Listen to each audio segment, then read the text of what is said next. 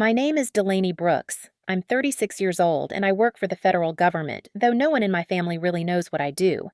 They call it IT stuff. I live in Arlington, Virginia, alone in a condo I bought myself. I drive a car that doesn't need to show off and I don't post about my life on Facebook. My sister used to say I was the smartest one in the family. But she's gone now, and without her, I'm just the weird one no one bothers to understand. She can sit over there. I mean, she's barely family anyway. The words come from my cousin Lindsay, with her frozen smile cruelty gesturing at the wobbly folding table by the kitchen trash bin. I hear it like a slap, and nobody says anything. A few chairs scrape the floor. Plastic plates clatter. Someone opens another bottle of white wine. They laugh. Not at me, just around me. Like I'm a ghost they're pretending not to see.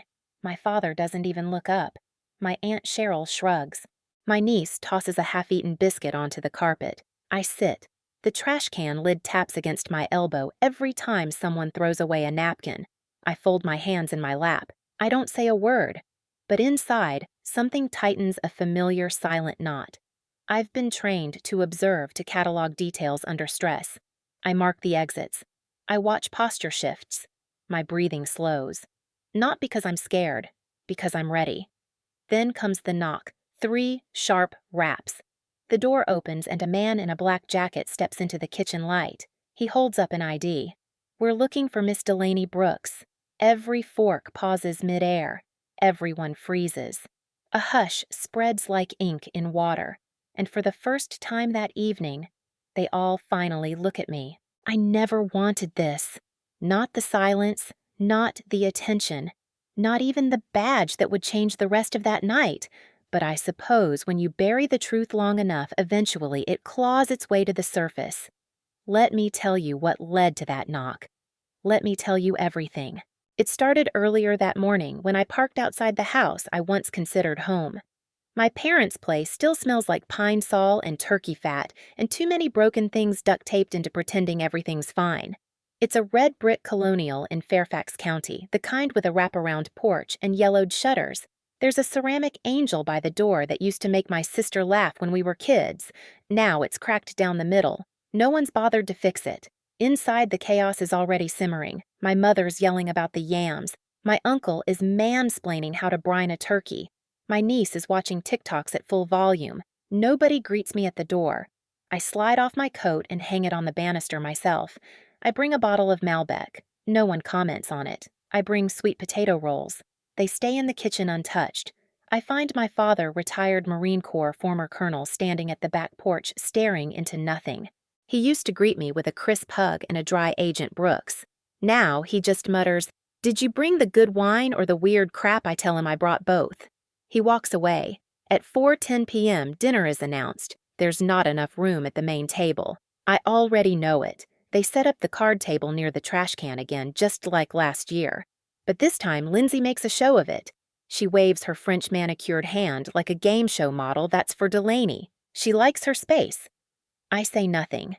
Aunt Cheryl adds, she probably has some spy thing she's working on. Secret emails or whatever. They laugh. I don't. I used to want them to understand me. I used to think if I just achieved enough degrees, promotions, commendations, they'd finally see me.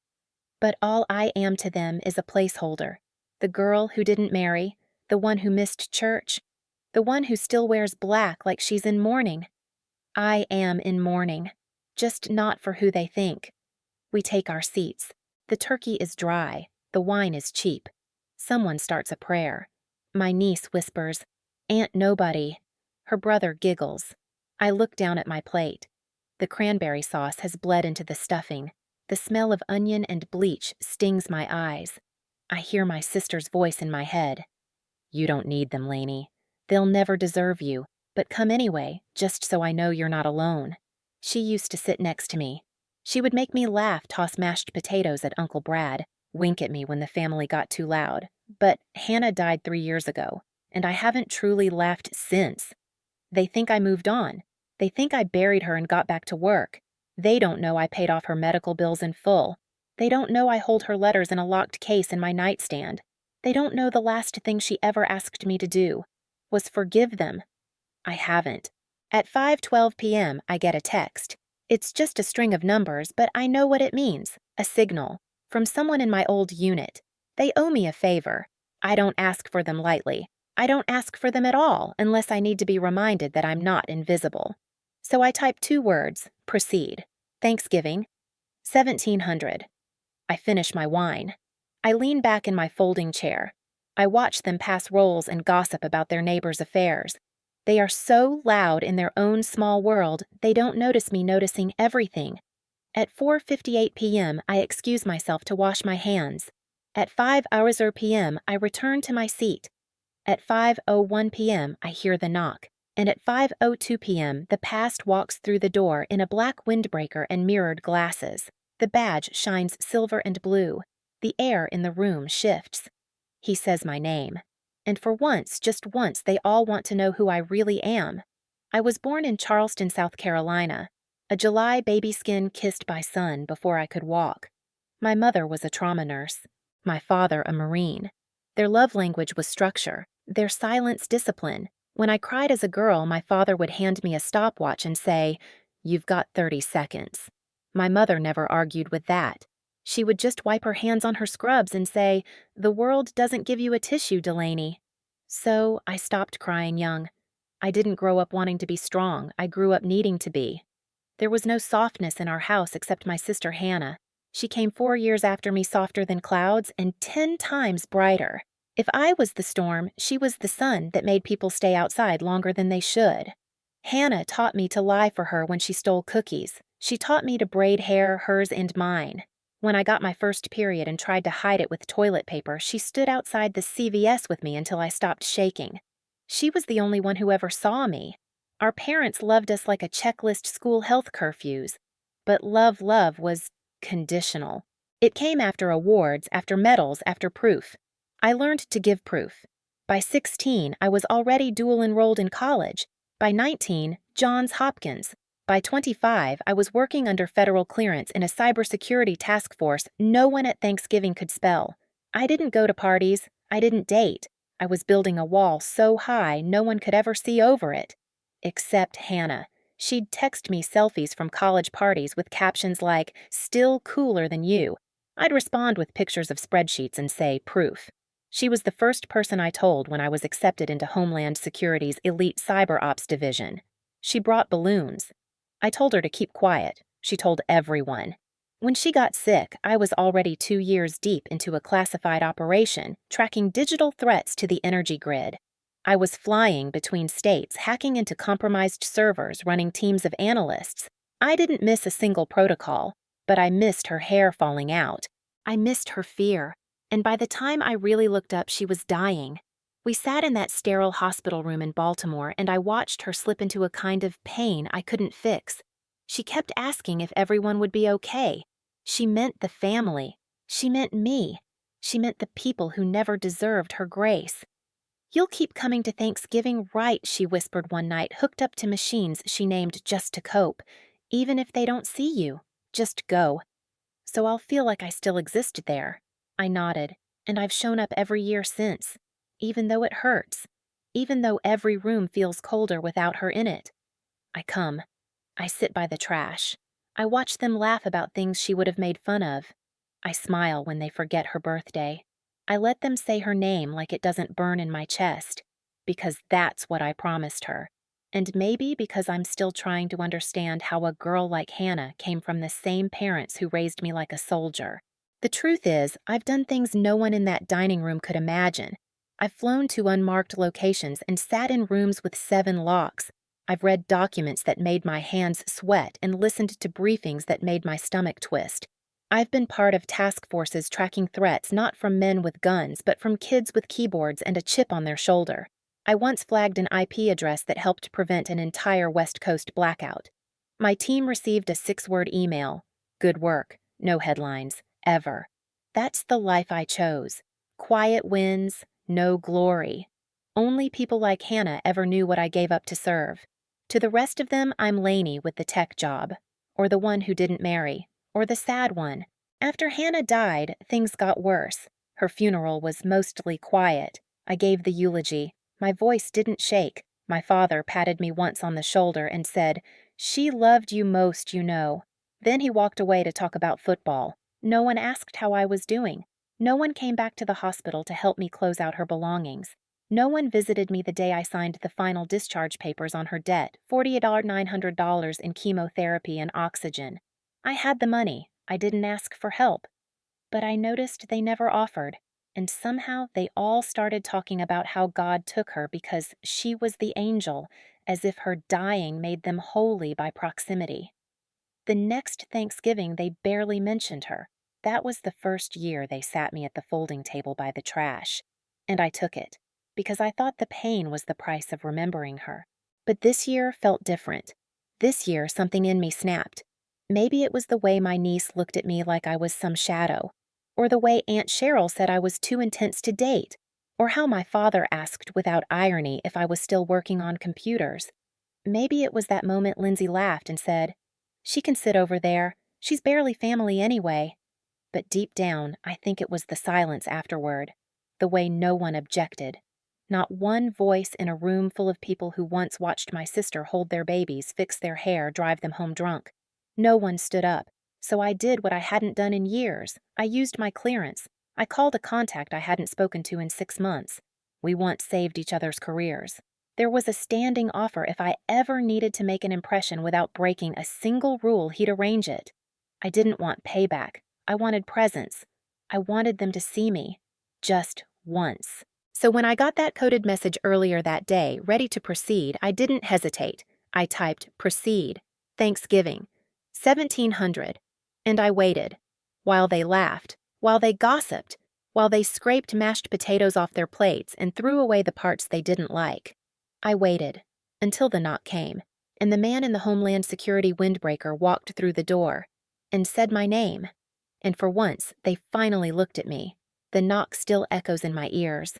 Even now, even days later, I can close my eyes and feel the moment freeze like frost on glass, my name spoken by a federal agent, my family's heads turning like a slow wave of disbelief. "We're looking for Miss Delaney Brooks." The man wasn't in full tactical gear. He wore a black windbreaker ID badge hanging from a Navy lanyard, expression unreadable.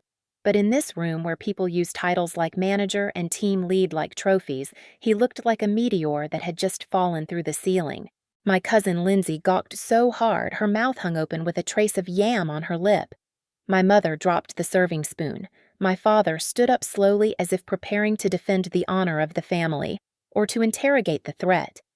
"Excuse me," he said in that dry bark he still used from his Marine days. "What's this about?" The agent didn't even look at him. "It's a matter of federal urgency. We need to speak to Miss Brooks now. She's expected." My father's mouth opened to argue, then closed. He looked at me. Not like a daughter, like a stranger. But I didn't flinch. I stood from my folding chair by the trash can. I picked up my coat, calm and methodical, like I was following a protocol, like I'd done this 1,000 times before, because I had. My eyes met Lindsay's. She had leaned back in her chair, trying to disappear. Her wine glass was trembling in her hand. I said nothing, not to her, not to any of them. But inside I burned. You'd think the confrontation happened at the door. It didn't. It came later. Because when someone you've spent your life trying to impress finally looks at you with shock, with uncertainty, with awe, they'll do anything to reclaim control. Even shame you one last time. Let me tell you what happened after I stepped outside. The agent Matt, someone I once worked with on a multi-state ransomware ring, walked me to the SUV. He didn't need to be here. The operation was already in motion, but I'd asked for visibility, and he owed me. Was it enough, he asked quietly, opening the car door. I paused. "They'll never ask what I do again," I said. He nodded. "They looked at you like you dropped from space." "They always have," I murmured. Then I got in. We drove in silence for a few blocks, not because there was nothing to say, but because I didn't trust my voice. It felt like if I spoke too soon, it would all fall apart. That old instinct to self-erode kicked in. Was this petty? Did I go too far? Did Hannah want this? But then I remembered this wasn't revenge. This was recognition. It was proof that I existed, that I mattered. Even if just for 5 minutes. Even if they never said thank you. The next morning, I returned to pick up the things I left behind my dish, my scarf, the wine no one drank. I stepped into the foyer and heard murmuring from the kitchen. My father's voice. She embarrassed all of us. That was performative. Staged. My mother. I just don't understand why she has to make everything dramatic. Homeland Security. Come on. Lindsay. It's always about her trauma. Her and Hannah. Like we didn't lose her too. I stood still, my hand on the banister. No one knew I was there, and in that moment I realized something vital, something corrosive and freeing at once. They were never going to change. Not for death, not for grief, not for the government knocking on their door. I stepped into the room. My father stiffened. My mother blinked too fast. Lindsay stared down at her nails. I looked at them all. Next time I said, just ask me to stay away. You don't have to pretend anymore. My mother opened her mouth, but I held up a hand. I came because of Hannah. I kept coming because I thought maybe someday you'd see me the way she did. My voice didn't tremble. But you don't. Silence. Lindsay rolled her eyes. Oh, please. You've always thought you were better than us. I never said that, I replied. You did. My father finally spoke. You used government resources to prove a point. That's not what service is. I smiled, cold and clean. I didn't break a single law. I called in a favor, one I earned, and in 5 minutes I got more respect from strangers than I've gotten from this family in 36 years. He couldn't look at me after that. I walked toward the front door, picked up my scarf, and paused. You know what the agent said when we pulled away? I asked, turning to them. No answer. He said, You know, Dell, I've read your reports. People have no idea how many disasters you've quietly prevented. I opened the door. Then I added, and you never will, because you never asked. Then I left. I drove home in silence. No music, no tears, just the quiet knowing that something inside me had broken for the last time. And maybe that was good. Maybe it needed to. I had spent years folding myself into a box to make them comfortable. Years dulling my edges so they wouldn't feel threatened. Years shrinking so they wouldn't feel small. But Hannah would have said, You're not a secret Laney. You're a force. And she was right. That night I opened the locked chest where I kept her letters. I took one out, the last one she ever gave me a week before she passed. In her swirling handwriting it said, Promise me you'll stop trying to make them love you. They don't know how. I closed the lid. I made the promise. And for the first time in my life, I meant it. I didn't cry that night. That would have been too easy. Instead, I sat in my living room with the lights off the letter from Hannah still in my hand, and the weight of 36 years pressing into my chest like a boot. Not grief, not anger, something worse, resignation. The hollow kind. The it's never going to change kind. The wine I brought to dinner sat unopened on my counter. I stared at it for a long time. Then I poured it down the sink. They hadn't touched it, not even to pretend.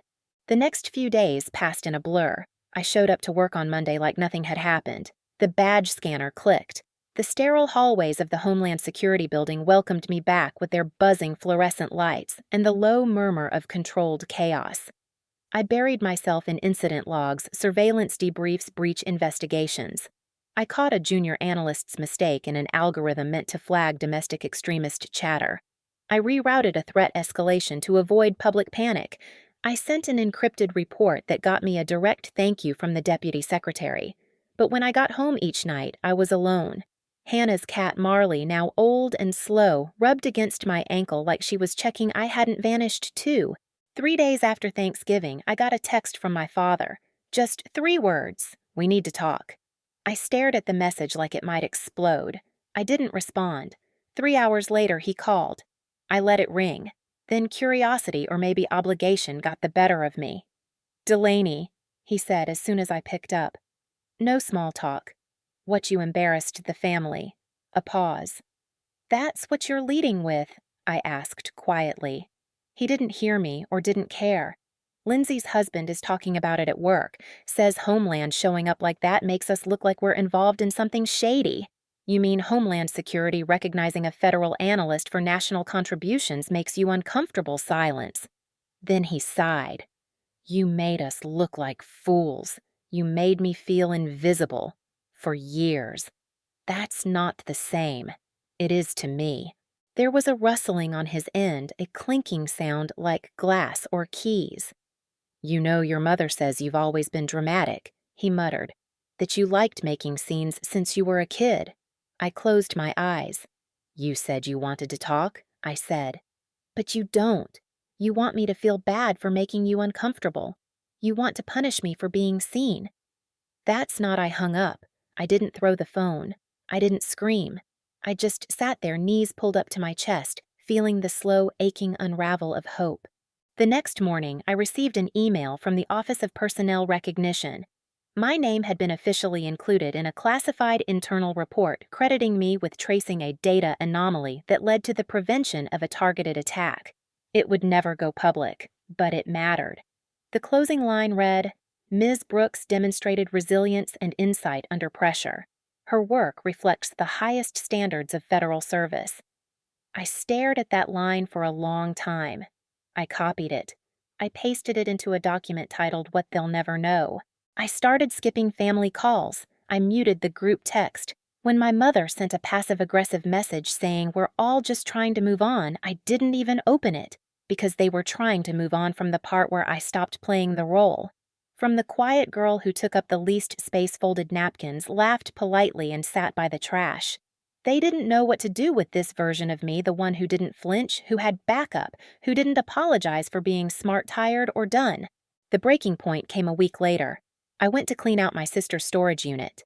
I had avoided it for years. It was a small place, maybe 6x10, but full of things that still smelled like her lavender peppermint oil, faint traces of her favorite citrus candle. There was a shoebox in the back corner. Inside, I found her old journals and one envelope, my name on the front. I opened it expecting some leftover bill or birthday card. Instead, it was a photocopy of a check I never knew existed, $2,000 she had tried to send me during her final year. For support, she wrote, and in the margin, because you're always the one who pays, and I wanted you to feel held just once. The check had never been cashed. It had expired. She never told me about it, and no one else ever mentioned it, because they didn't know either. I sat on the concrete floor of that storage unit for nearly an hour holding that paper like it could breathe. That was when I cried. Not for the insult at Thanksgiving. Not for the years of silence, the trash can seat, the shallow apologies. I cried for the kindness that no one else saw. The quiet, uncelebrated moments between two sisters, one gone too soon, the other left behind to carry it all. That night, I realized something I had refused to admit. I had been living my life like I was still waiting for them to clap, still waiting for their applause, their nod of approval, their late-stage awakening where they finally said, "We were wrong," but they weren't going to say it. Not ever. I had to stop needing it. I had to stop letting their refusal to see me shape what I saw in myself. So I got up from that floor, wiped my face with the hem of my sleeve, and stood in the middle of the dust and boxes and memories. And for the first time in years, I felt light, not happy, not fixed, but free. I left the storage unit with the envelope pressed to my chest like it might blow away if I let go. When I got into the car, I didn't turn the engine on right away. I sat there in the cold windshield, fogging Hannah's handwriting flickering in the late afternoon light. I knew I could never send the check back in time, but I could honor it, not with money, but with a decision. So I opened my notes app and typed one word, exit, not a dramatic exit. No more staged performances or statements. No final emails to people who wouldn't read them. Just leaving. Quietly, intentionally. Like Hannah used to whisper when I couldn't sleep, you can walk away from things without burning them down. That night, I booked a one-way ticket to Seattle. It wasn't random. Seattle had always been the dream ours, not theirs. Back in college, when I told Hannah I wanted to live somewhere with gray skies and books stacked to the ceiling, she said, "You'll thrive in drizzle." It became our joke. Every time it rained, she'd text, "Your weather's calling." But I never went. The job was in D.C. The family was on the East Coast, and deep down, I was still clinging to the myth that if I stayed nearby, they'd eventually pull me in. Seattle would be for someone who had given up on being chosen. Now I was ready to choose myself. I didn't tell my parents. I didn't tell Lindsay. I told only one person, Agent Matt, the one who had walked through the door on Thanksgiving and given me 5 minutes of recognition that rippled for weeks. He didn't ask why. He didn't push. He just said, if you ever need a recommendation, you've got one. The transition wasn't dramatic. I requested a transfer to a joint cyber threat unit stationed in Seattle, part DHS, part private collaboration. Less classified, less reactive, more human. My supervisor raised an eyebrow but approved it. You've earned some peace, he said. I sold my condo in Arlington, donated most of my furniture, kept Hannah's journals and the locked chest with her letters, packed the rest into 3 suitcases and 2 cat carriers. Marley had a companion now, Briggs, a fat tabby I adopted on impulse the day after I hung up on my father. They didn't get along at first, but something about their uneasy truce felt poetic. Seattle welcomed me like a city that doesn't need to know your name.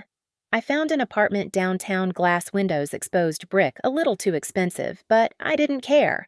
I bought a rug Hannah would have hated and a kettle she would have loved. I spent my mornings in coffee shops and my nights on long walks with no particular direction. No family obligations, no fake dinners, no one asking if I was seeing anyone or why I worked so much. I didn't feel lonely. I felt clean. But healing isn't linear. One night about 3 weeks in, I got a voicemail from my mother. I hadn't blocked her, though I'd thought about it. Her voice was clipped careful. Your father's not well. He's having some tests done. We didn't want to worry you. Also, Christmas is at Lindsay's this year, if you're around. She didn't mention the move. She didn't ask where I was. She just delivered the lines like always. I listened once, then deleted it. And I didn't feel guilty. I felt resolved. In therapy, a new thing I finally let myself try. The woman across from me asked, do you think your family can't love you, or do you think they're loving you in a way you don't recognize? It wasn't a gotcha question. It was honest. I thought about it for a long time. Then I said, I think they love their idea of me, and I kept trying to become that idea. She nodded. And who are you becoming now? She asked. I don't know yet, I said. But she's not folding napkins at someone else's table. Work became less consuming. I wasn't chasing rank anymore. I joined a book club at a local indie store, fiction mostly. One night they asked everyone to bring a personal object that told a story. I brought Hannah's expired check. I told them it was a promise I never got to fulfill. And now it was a compass. The room went quiet. Then someone said, that's the most beautiful thing I've heard all year. No one asked what I did for work. No one needed to know. Weeks turned to months. I learned to make peace with absence, with the holidays I didn't go home for, with the cards I didn't send, with the silence that no longer screamed. I started hiking, joined a gym, went on a date with a woman named Michelle who wore red scarves and loved obscure documentaries. I didn't tell her everything, but I told her enough. She said, you're hard to read, but not hard to feel. And something in me softened. At night, sometimes I light one of Hannah's favorite candles. I sit on the floor with Marley and Briggs curled at my side, rereading old letters with cocoa in hand. And I remember I don't owe anyone smallness. I don't have to earn basic decency. I'm not Aunt Nobody. I'm Delaney, daughter of a woman who never cried, sister of the sun, federal analyst, survivor of the invisible war, and finally, a person who doesn't need to be chosen to be whole. The invitation came in a cream-colored envelope with a red ribbon seal. Inside it read, The Brooks Family Reunion, Celebrating 50 Years of Togetherness, July 8th, Charleston, South Carolina, hosted by Lindsay and Peter Please, RSVP. Dress code semi-formal. No note, no signature. Just that sterile text like a command post memo disguised as a celebration. I stared at it, unmoved. It had been nearly 7 months since I left Virginia. 7 months since I folded up the chapter labeled The Girl Who Waited to Be Welcomed and shelved it behind me. My skin had grown thicker, my breath deeper. I had stopped checking my phone for messages that never came. But something about that card pulled me back into the hallway of memory, the red brick house, the turkey smoke air, the folding chair by the trash. The anger didn't return.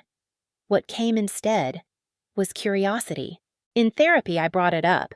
I got an invitation to the family reunion. My therapist raised her eyebrows. And how does that feel like a trap? She smiled. Does every trap have to be avoided? I blinked. You think I should go. I think you should ask why you're even considering it. I did ask myself. For days. I thought about Hannah, how she'd twirl her hair and say, sometimes you show up not for them, but for yourself, to prove the story doesn't own you anymore. Was this that moment? Was I finally ready to be in the same room and not shrink, to speak without trembling, to leave if I chose to not, because I was rejected, but because I was finished? Yes. Yes, I was. I RSVP'd. Just 2 words, attending. Solo. I booked a direct flight and rented a car I didn't need to impress anyone with. I wore a navy jumpsuit, sharp lines, deep pockets, not a single piece of jewelry. No apology in my posture. Hair tied back, clear eyes, not a trace of the girl who folded napkins or overcompensated with fancy wine. As I approached the reunion venue, an event hall by the coast, I rehearsed nothing. I didn't need armor anymore. I wasn't walking into war. I was walking into my past with both feet grounded in my present. The reception was already buzzing. I stepped inside. Eyes turned, slowly, deliberately. A few nods, a few blinks. Then, Lindsay's voice rang out like an alarm. Well, look who decided to come. I walked over, smiled faintly. Nice to see you, too. She hesitated. Just a flicker. Didn't think you'd show. I didn't come for you. I moved past her before she could answer. My mother found me next. Glass of lemonade in hand smile, frozen into something between pride and discomfort. You look healthy, she said, like it was an observation, not a compliment. Seattle's good to me. I've heard it rains a lot. I like the rain. She hesitated. We've missed you. I raised an eyebrow. Have you? Her face flushed. She looked down. Well, not everyone knew how to reach out. That never stopped you when I got a promotion, I said quietly. She didn't respond. And I didn't press her, because for once I didn't need to. My father was outside, of course, standing near the water, arms crossed, pretending to be deep in thought. I walked over. No rush, no mask. He looked up, eyes hard to read. Delaney. Dad. We stood in silence. The ocean murmured beside us. Then he said, I read your report. I blinked. What report? The one about the pipeline breach. The one DHS gave you the commendation for. It was leaked. I know someone. I said nothing. He added, you stopped something big. Bigger than anyone realizes. I waited. And then he looked at me, not as an embarrassment, not as an outlier, but like someone discovering fire for the first time. You did good, he said. Not much, but enough. I didn't stay long. 2 hours, 3 conversations. Lindsay tried to bait me into a passive-aggressive joke about being the famous spy, but I smiled and said, not anymore. I hugged one of my younger cousins who asked about cybersecurity and said she wanted to study computer science. I gave her my number, told her to call me any time. Before I left, I walked the perimeter of the hall, letting my feet trace the outlines of every old story I no longer carried. The corners where I used to pretend, the tables where I used to hope. Not anymore. At the door, my mother called after me. Are you coming to Christmas this year? I turned. No, I said, but thank you for asking. In the parking lot, I sat in my car and watched the building disappear in the rearview mirror. For the first time in my life, I didn't leave with the weight of what I didn't get. I left with the clarity of what I no longer need. And that, I realized, is what closure really is. Not a door slammed shut, but a door you no longer check to see if it might open. The flight back to Seattle was quiet. No turbulence, no screaming children. Just the steady hum of an engine and the low rustle of pages turning beside me. I didn't sleep. I didn't scroll. I stared out the window and watched the sky fade from gold to ink, a long stretch of silence where everything inside me settled. There was no dramatic swell of music in my head, no montage of flashbacks. Just breath. Steady. Free. I had gone back. I had seen them all, and I had left with nothing more than what I brought in, and for the first time, that was more than enough.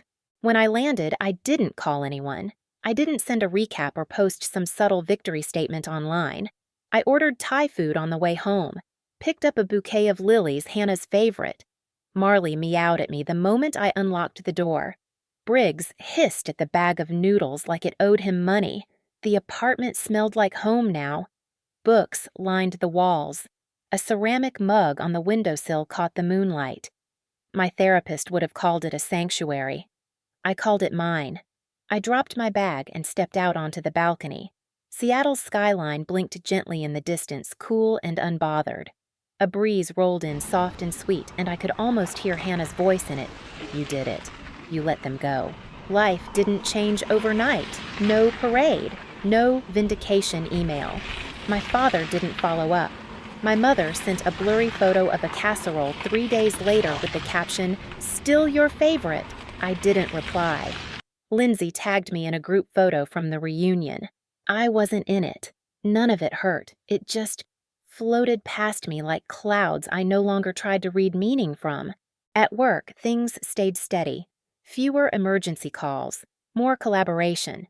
I mentored a new recruit who reminded me of myself back when I still thought approval was the same thing as belonging. She asked one day, "How did you learn to stay so calm under pressure?" I thought about it. Then I said I stopped needing people to clap. Michelle Redscarve's documentary lover became more than a first date. She saw the cracks in me and didn't try to fill them. She laughed at my dry humor. She kissed me slow. She once said, "You carry grief like it's a map, not a wound." And I fell in love with her for that. We adopted a third cat, a one-eyed rescue named Clementine, who yowled like a tiny siren and immediately became queen of the couch. We built a life that didn't have to look like anything the family back east would recognize. That was the point. I wrote a letter to Hannah, didn't send it anywhere, of course. Just folded it, tucked it into her old journal. In it, I told her everything. The trash can seat, the knock, the silence that followed, the move, the walk along the coast, the day I stopped bleeding for people who never noticed the wound. I ended it with this: "You told me to keep going. I did. You told me to show up. I did. But now I know I don't have to keep proving I'm enough. I already am." Christmas came. Michelle and I spent it wrapped in sweaters with ugly reindeer drinking cider and watching snowfall from the balcony. No flights, no casseroles, no questions about work or marriage or settling down. Just peace. Later that night, she turned to me and said, "Do you miss them?" I thought about it. The house, the porch, the noise, the folding chair by the trash. Then I said, "No, but I miss who I thought they could be." She nodded. I think I had to let go of the fantasy before I could finally hold my life. I still carry Hannah with me, in the way I remember birthdays, in the candle I light every February, in the words I whisper when I feel afraid you don't owe anyone your erasure. It's not revenge that healed me. It's the act of choosing presence over performance, dignity over desperation, truth over approval. So here's what I'll tell you: if you've ever been made to sit by the trash, you're not disposable. You're not invisible. You're not a placeholder in someone else's story. You are your own story. And someday, without warning, without spectacle, you will rise from that chair. You will leave the room without flinching, and someone will ask, "Who was that?" and you'll smile softly, because for once, they're the ones left wondering. And you already know.